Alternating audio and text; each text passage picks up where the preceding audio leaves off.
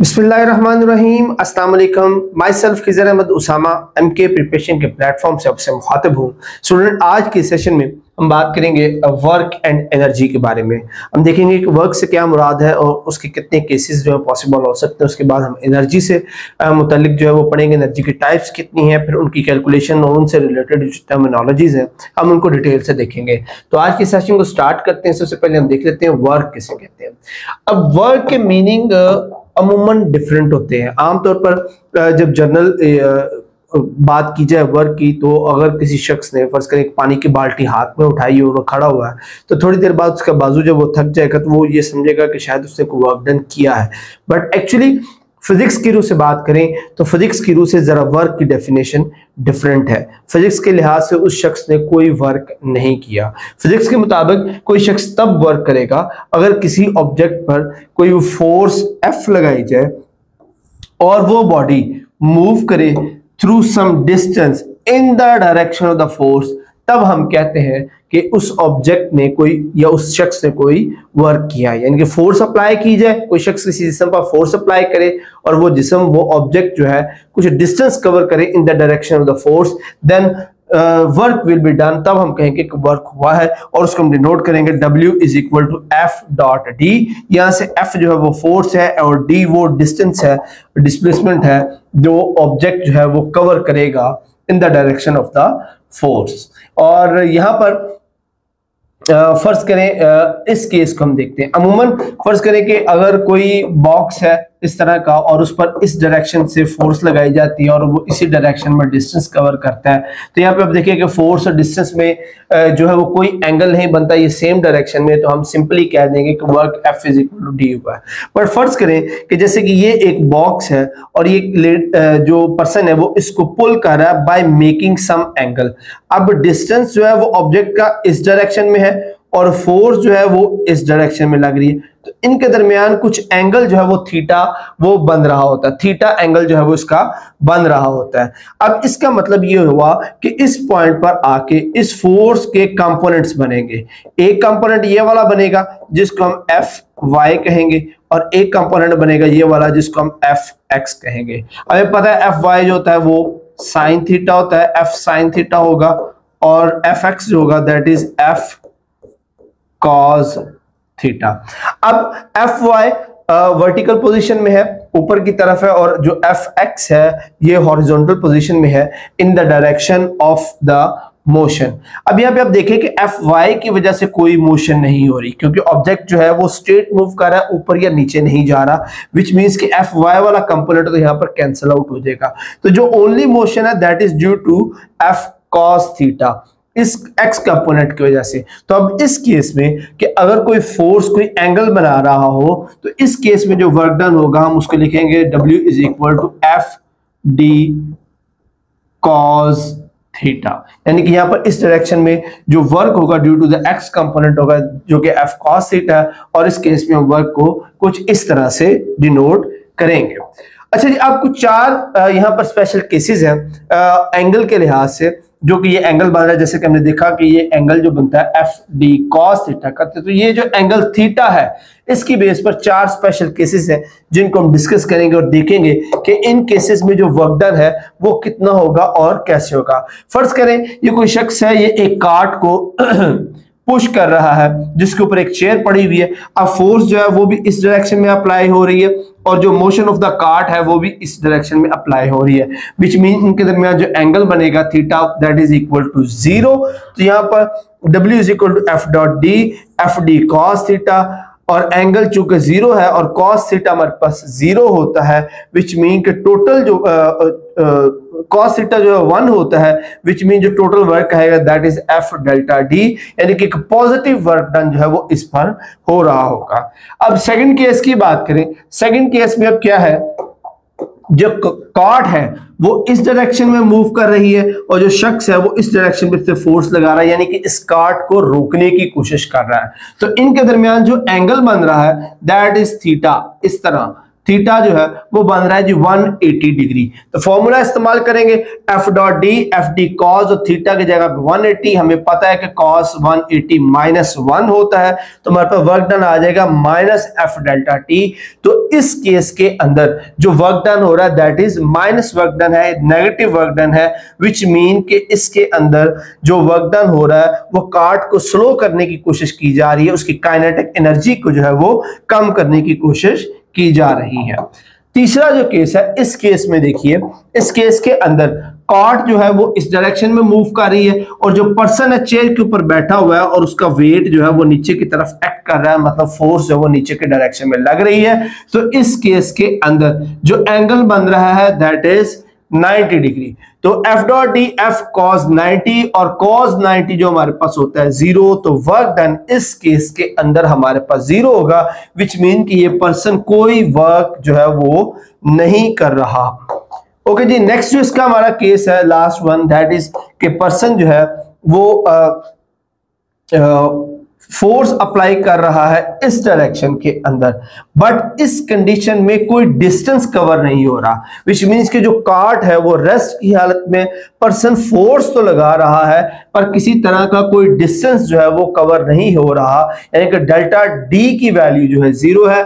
जब value put करेंगे F D cos theta, D की वैल्यू 0 होगी तो टोटल वर्क डन जो है वो 0 होगा, विच मीन कि इस केस के अंदर भी चूंकि कोई मोशन नहीं है, कोई डिस्टेंस कवर नहीं हो रहा, तो इस केस के अंदर भी कोई भी वर्क डन नहीं होगा। तो ये तो 4 स्पेशल केसेस जिसके अंदर डिफरेंट एंगल जो थे वो डिफरेंट डायरेक्शन में जो वो फोर्स अप्लाई कर रहे थे। अब हम देख लेते हैं जी work done by a constant force.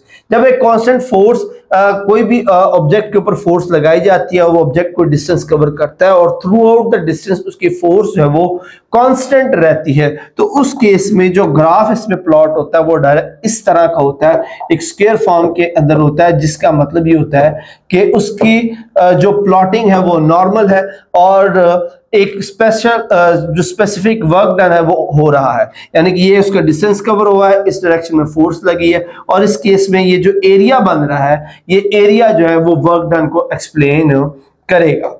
अब इसके अंदर जितना भी फोर्स लगी है उसके अगेंस्ट कोई ना कोई वर्क डन होगा। वर्क डन क्या जो यूनिट है दैट इज अ जाउल, और 1 जाउल वर्क तब होगा जब 1 न्यूटन की फोर्स लगाने से कोई ऑब्जेक्ट 1 मीटर का डिस्टेंस कवर करे, तो हम कहेंगे कि उस ऑब्जेक्ट में जो वर्क डन किया दैट इज 1 जाउल। तो इसका जो यूनिट है वो जाउल भी होता है या 1 न्यूटन मीटर भी हो सकता है। अच्छा जी, उसके बाद हम बात करते हैं वेरिएबल फोर्स की। फर्ज करें किसी ऑब्जेक्ट ने फोर्स लगाई है, वेरिएबल पाथ उसने फॉलो किया है, तो इस केस में हम वर्क डन कैसे फाइंड आउट करेंगे? उसके लिए हम इस तमाम पाथ को छोटे छोटे हिस्सों में डिवाइड कर लेंगे।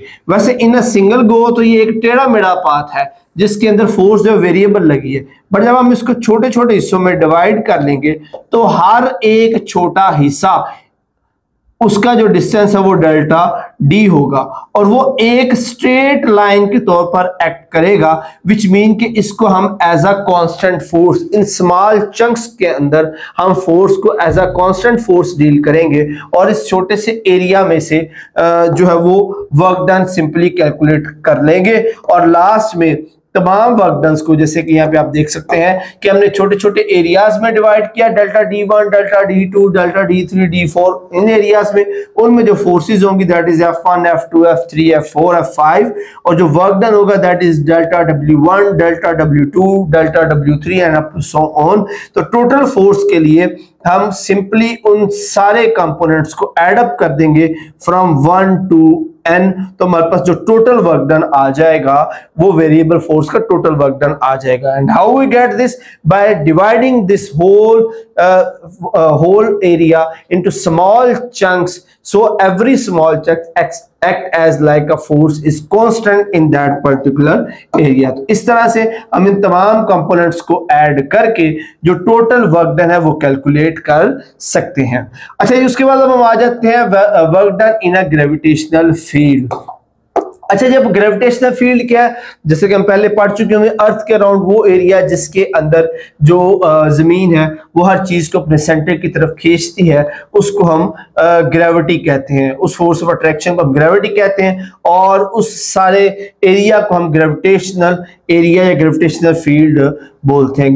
The gravitational force per unit mass on a body is known as gravitational field strength.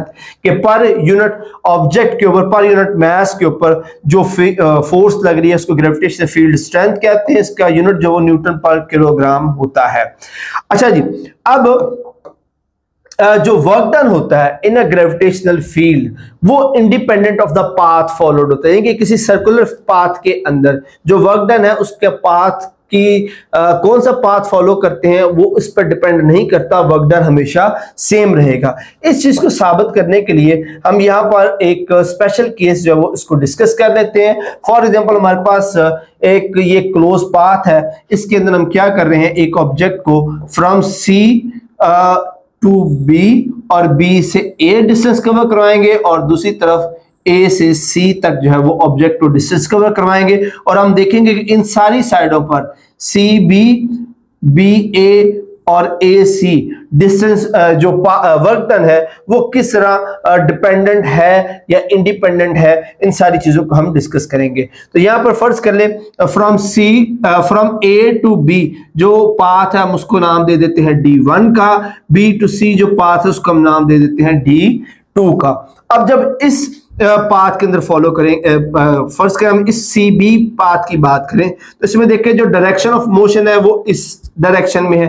और अब हम बात करें ग्रेविटेशनल फील्ड की, तो चूंकि ग्रेविटेशनल फील्ड की बात हो रही है, इसका मतलब है इसके ऊपर जो फोर्स लग रही होगी वो सिर्फ ग्रेविटी की फोर्स होगी जो कि डाउनवर्ड होती है। अब आप देखते हैं कि पाथ जो डिस्टेंस कवर किया गया है और जो फोर्स लगी है उसमें एंगल बन रहा है 90 का, विच मीन के फ्रॉम सी टू बी जो वर्क डन होगा वो 0 होगा। बट अब इस केस में देखिए फ्रॉम ए टू बी के अंदर देखें जो फोर्स लग रही, जो पाथ कवर हो रहा है, जो डिस्टेंस कवर हो रहा है वो अपवर्ड डायरेक्शन में है फ्रॉम बी टू ए, और जो फोर्स लग रही है वो लग रही है डाउनवर्ड डायरेक्शन में, क्योंकि ग्रेविटी की बात हो रही है। तो जो इनमें एंगल बन रहा है दैट इज 180, और यहां पर जो वर्क डन होगा दैट इज माइनस, यानी कि वो माइनस में होगा विच इज माइनस FD1 इस डायरेक्शन में जो है ना वर्क डन होगा। अब हम बात करते हैं जनाब फ्रॉम ए टू सी। इसमें अब देखें कि जो डायरेक्शन ऑफ मोशन है वो ये है, और जो फोर्स लग रही है वो लग रही है ये वाली। तो इस डायरेक्शन में जो एंगल बन रहा है दैट इज थीटा। तो अब अगर एंगल थीटा बन रहा है तो हम इसको दो जो पैरेलल कंपोनेंट्स है उसमें डिवाइड करेंगे, one is this and other is this. तो अब इसमें जो मोशन हो रही है हम उन पार्ट्स के अंदर जो इसके कंपोनेंट्स बन रहे हैं उसकी बेस पर देखेंगे। तो हमारे पास जो थर्ड पाथ के अंदर जैसे कि हम पीछे डिस्कस कर चुके हुए, सी टू बी जो हमारा वर्क डन है वो 0 था, ए टू बी हमारा -W1 था। जो ए टू सी है जो एंगल थीटा बन रहा है, तो डी के कंपोनेंट्स हमने किए तो उसमें जो मोशन है due to D cos theta है। तो यहां पर जो हमारा A to C work done बनेगा that is D cos theta. और जो डी कॉस थीटा है जैसे कि पीछे ट्रायंगल के अंदर हम देख रहे थे डी कॉस थीटा, तो असल में ये हमारे पास कंपोनेंट डी कॉस थीटा है और ये डी साइन थीटा है। तो कॉस थीटा को हम डिक्लेयर करते हैं एज अ D1। तो इस D1 को पुट कर देंगे कॉस थीटा में, तो हमारे पास जो वर्क डन ए टू सी आ जाएगा दैट इज WD1। तो टोटल वर्क डन की बात करें तो टोटल वर्क डन जो इसमें आ जाएगा that is 0 minus WD1 plus WD1, तो टोटल वर्क डन जो है वो 0 आ गया, विच मीन के क्लोज पाथ में, चूंकि ये हमारे पास एक क्लोज पाथ था कि हमने इसको यहां से इसको स्टार्ट किया और इस तरह चलते हुए वापस उस पॉइंट पर आ गए हैं, विच मींस के क्लोज्ड पाथ के अंदर जो टोटल वर्क डन होगा दैट इज 0, कि क्लोज पाथ के अंदर अब वर्क डन जो वो 0 के इक्वल होगा। तो फर्स्ट ये है कि ग्रेविटेशनल फील्ड के अंदर अगर आप क्लोज पाथ के अंदर कोई ऑब्जेक्ट को मूव करवाते हैं उसके अंदर रिजल्ट उसके अंदर जो टोटल वर्क डन होगा वो 0 होगा। दूसरी जो चीज यहां पे हम प्रूव करना चाह रहे हैं, हम देखना चाह रहे हैं कि क्या पाथ जो है डिफरेंट फॉलो करने से क्या वर्क डन पे फर्क पड़ता है।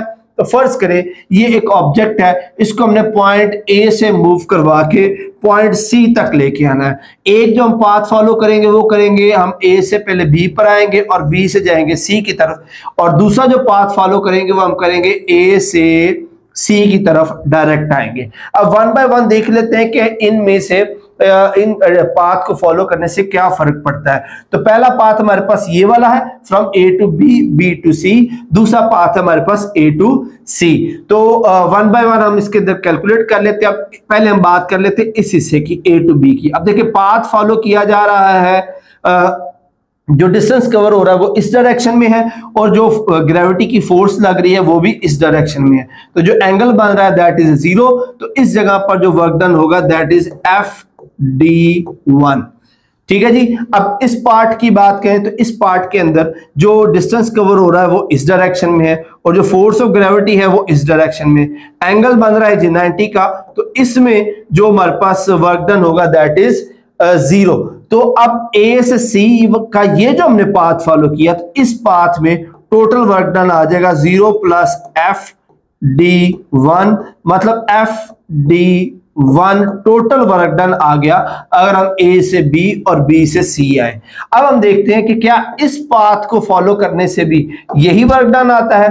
तो इस पाथ को जब हम फॉलो करेंगे तो आप देखते हैं कि डिस्टेंस जो है वो इस डायरेक्शन में है, जबकि फोर्स जो है वो नीचे एक एंगल थीटा बना रही है। अगेन इसके कंपोनेंट करेंगे और ये इसकी जो मोशन होगी that is due to D cos theta, और डी कॉस थीटा हमारे पास इस ट्रायंगल के मुताबिक D1 बनता है, विच मींस कि हमारे पास फोर्स डी कॉस थीटा और डी कॉस थीटा बराबर होता है D1 के, तो ये आ जाएगा FD1। तो यू कैन सी कि चाहे हम ये वाला पाथ फॉलो करें या ये वाला पाथ फॉलो करें, दोनों सूरतों में हमारे पास जो वर्क डन है वो सेम रहता है। तो दूसरा जो कंक्लूजन हम यहां पर ये निकालेंगे कि ग्रेविटेशनल फील्ड के अंदर जो वर्क डन है वो independent of the path followed होता है। आप जो मर्जी पाथ फॉलो करें, वर्क डन पे कोई फर्क नहीं पड़ेगा, वर्क डन जो है वो सेम रहेगा। ओके जी, नेक्स्ट हमारा टॉपिक है जी पावर। पावर क्या होती है जी?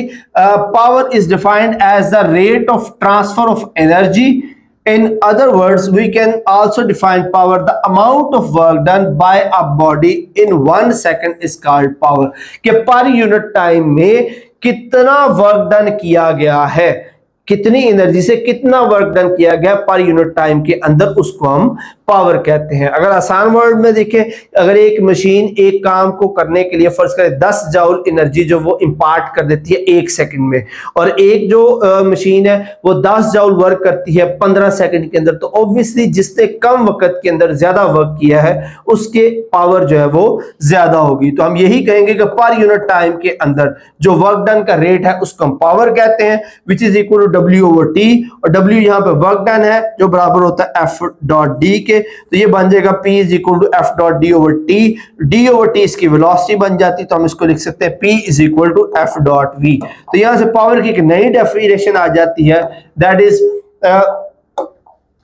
The dot product of force and velocity is called power. कि फोर्स और वेलोसिटी की जो डॉट प्रोडक्ट होगी हम उसको भी पावर कहते हैं। अब यहां बात करने टोटल वर्क डन W इसकी एवरेज पावर की, तो total work done by a body in total time, अगर कोई ऑब्जेक्ट थोड़े थोड़े टाइम के अंदर थोड़ा थोड़ा वर्क कर रहा है तो टोटल वर्क डन को हम अगर डिवाइड कर दें टोटल टाइम के साथ, तो हमारे पास एवरेज जो पावर है वो आ जाएगी। इस तरह अगर हम बात कर लें इंस्टेंटेनियस पावर की, तो again rate of doing work in any instant of time, किसी पर्टिकुलर टाइम के अंदर जो वर्क डन किया जा रहा है उसको हम पावर कहते हैं। कि स्मॉल इंटरवल ऑफ टाइम के लिए जिसके अंदर डेल्टा टी अप्रोचेस टू 0 है, इस स्मॉल इंटरवल ऑफ टाइम के अंदर जो वर्क डन किया जा रहा है उसको हम पावर कहते हैं, इसको हम इंस्टेंटेनियस पावर कहते हैं।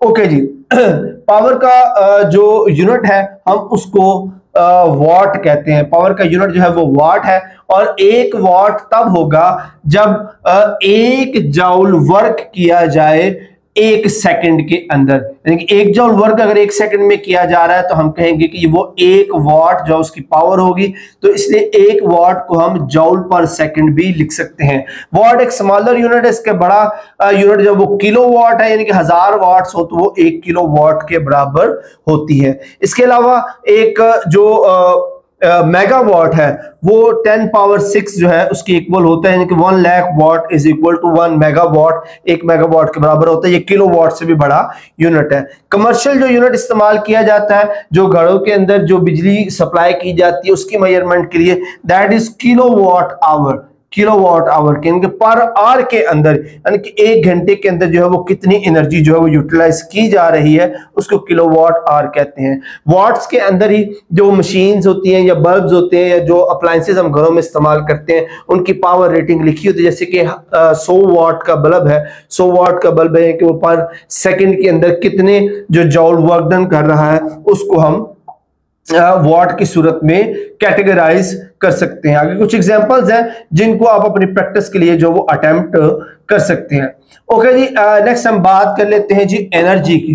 What is the energy? Simplest form में अगर हम बात करें, capacity of a body to do work. Energy की हम बात करें तो किसी भी बॉडी के अंदर जो वर्क करने की सलाहियत है, एक ऑब्जेक्ट या एक मशीन कितना वर्क डन कर सकती है उसको हम उसकी एनर्जी कहते हैं। फॉर एग्जांपल अगर हम बात करें कि एक मशीन जो है वो ज्यादा वर्क डन कर रही है, ज्यादा कपड़े बनाने वाली अगर मशीन है वो एक टाइम में अगर 10 सूट बना रही है और दूसरी एक मशीन 5 सूट बना रही, तो हम कह सकते हैं कि जो ज्यादा सूट बना रही है, कि ज्यादा वर्क कर रही है, उसकी एनर्जी दूसरी के निस्बत ज्यादा है। तो किसी भी ऑब्जेक्ट के अंदर, किसी मशीन के अंदर या किसी पर्सन के अंदर जो काम करने की सलाहियत है हम उसको एनर्जी कहते हैं। एनर्जी दो तरह की होती है, kinetic energy and potential energy. तो काइनेटिक एनर्जी की अगर डेफिनेशन की बात करें तो काइनेटिक एनर्जी वो एनर्जी होती है जो किसी बॉडी में उसकी मोशन की वजह से पाई जाए। किसी ऑब्जेक्ट में, कोई भी मूविंग ऑब्जेक्ट जो है उसकी मोशन की वजह से जो उसके अंदर एनर्जी पाई जाए, दैट इज काइनेटिक एनर्जी। और इसका जो फॉर्मूला होता है दैट इज 1/2 mv²। इनकी जो कैलकुलेशंस है वो हम छोटी क्लासेस के अंदर कर चुके होंगे कि किस तरह ये 1/2 mv की इक्वल है। तो काइनेटिक एनर्जी का जो फार्मूला होता है दैट इज 1/2 mv²।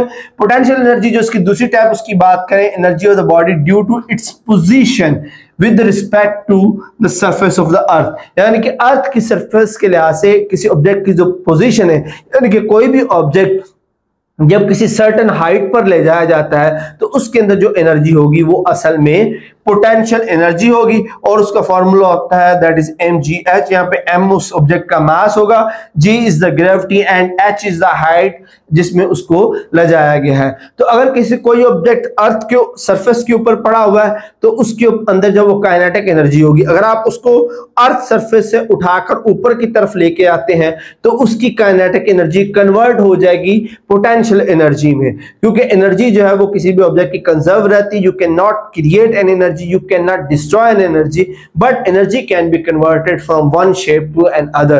तो अगर आप सरफेस ऑफ अर्थ से किसी ऑब्जेक्ट को उठाकर ऊपर की तरफ लेके आ रहे हैं तो आप उसकी पोजीशन चेंज कर रहे हैं और ड्यू टू द पोजीशन जो उसमें एनर्जी होगी दैट इज पोटेंशियल एनर्जी। उसका फॉर्मूला जो है वो mgh होता है।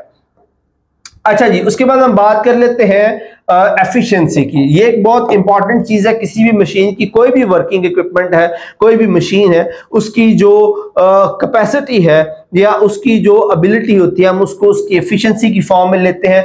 And the efficiency is the ratio of work output to the work input, यानी कि किसी ऑब्जेक्ट में वो कितनी इनपुट के अगेंस्ट कितना आउटपुट जनरेट कर रहा है वो उसकी एफिशिएंसी कहलाता है। कि आप उसको कितनी इनपुट प्रोवाइड कर रहे हैं और वो उस इनपुट के अगेंस्ट कितनी आउटपुट प्रोड्यूस कर रहा है उसको हम उसकी एफिशिएंसी जो है वो कंसीडर करते हैं। वैसे तो आइडियल एफिशिएंसी 100% है, बट कोई भी ऐसा सिस्टम दुनिया के अंदर मौजूद नहीं है जिसकी एफिशिएंसी 100% हो, क्योंकि हर सिस्टम के अंदर कहीं ना कहीं पे पावर लॉसेस होते हैं, एनर्जी लॉसेस होते हैं, in the form of friction, in the form of heat, in the form of sound, in the form of light. That is why कोई ऐसा सिस्टम नहीं है जो 100% एफिशिएंसी प्रोवाइड कर सके। बट हर वक्त साइंटिस्ट की जो वो कोशिश रहती है कि वो समहाउ किसी ना किसी तरह ऐसी मशीनें डेवलप करें जिनकी एफिशिएंसी मैक्सिमम हो। दैट इज कि जितनी उनको इनपुट दी जा रही है वो उस इनपुट का मैक्सिमम आउटपुट जो है वो जनरेट करें। अब हम फर्ज कर लेते हैं इस केस के अंदर कि यहाँ पे एक क्रेन है जो किसी ऑब्जेक्ट को उठाकर मूव करवाती है एक जगह से दूसरी जगह पर। अगर हम इस क्रेन की एफिशिएंसी की बात करें तो उसके लिए हमें 3 बेसिक जो चीजें हैं उनके बारे में पता होना चाहिए। First one is output. Output क्या? If a machine moves a load W through a distance H then the useful work done by the machine is called output। एक मशीन है, वो किसी लोड W को एक जगह से उठाकर किसी हाइट H तक पहुंचाती है, तो वो उसने वर्क किया। जैसे क्रेन की बात करें, क्रेन एक लोड को, क्रेन का काम क्या है? लोड को उठाना। वो एक लोड को उठाकर किसी हाइट तक लेके जा रही है, विच मींस कि उसने कोई यूजफुल वर्क किया है, और इसको हम आउटपुट कहते हैं क्योंकि मशीन ने ये काम किया है। मशीन ने ये काम किया है, इसलिए हम इसको आउटपुट कहेंगे। और इस वर्क डन हम लिखेंगे F out multiply by D out, या F आउट जो है वो मशीन की तरफ से है, D आउट भी मशीन की तरफ से, क्योंकि ये work done by the machine है। अच्छा, उसके बाद आ जाती है input. If an effort F in acts through a distance D in, then the work done on the machine is called input। यानी कि ये वो फोर्स है, वो डिस्टेंस है जो एफर्ट प्रोवाइड की गई है मशीन को बाय द इंजन या बाय द फ्यूल, कि उसको जो इनपुट प्रोवाइड की गई है वो एफर्ट फोर्स और एफर्ट डिस्टेंस की सूरत में वो उसकी इनपुट कहलाएगी। अब उसकी एफिशिएंसी क्या होगी? Ratio of output to the input is called the efficiency of the machine. ये उसका formula, efficiency is equal to output work बटा इनपुट वर्क। अब आउटपुट वर्क क्या था? Load into the load multiply by distance H, तो load force multiply by the load distance. Input क्या था? Effort force बटा एफर्ट डिस्टेंस, एफर्ट फोर्स बटा effort distance. तो एफिशिएंसी हमारे पास आ जाएगी F out multiply by D out, F in multiply by D इन। तो अब ये हमारे पास एफिशिएंसी आ जाएगी। अब इसको हम परसेंटेज की फॉर्म में भी ले सकते हैं कि कितने परसेंट एफिशिएंसी। उसके लिए हम क्या कहेंगे कि हम आउटपुट वर्क को डिवाइड कर देंगे इनपुट वर्क के साथ, और सिंपली इसको 100 से मल्टीप्लाई कर दें। यानी कि output work divided by input work multiply by 100, तो हमारे पास जो है वो परसेंटेज एफिशिएंसी आ जाएगी उस पर्टिकुलर मशीन की। ओके जी, नेक्स्ट हमारे पास कुछ एग्जांपल्स हैं जिनके जरिए आप डिफरेंट जो मशीन्स हैं उनकी आउटपुट जो है वो प्रोड्यूस कर सकते हैं। So that's it for the session. Hopefully ये सेशन जो है वो आपके लिए बहुत मुफीद रहा होगा। अगर आपके माइंड में कोई क्वेश्चंस हो तो वो आप कमेंट सेक्शन में पूछ सकते हैं। नेक्स्ट सेशन तक के लिए अपना बहुत सारा ख्याल रखिएगा। अल्लाह हाफिज।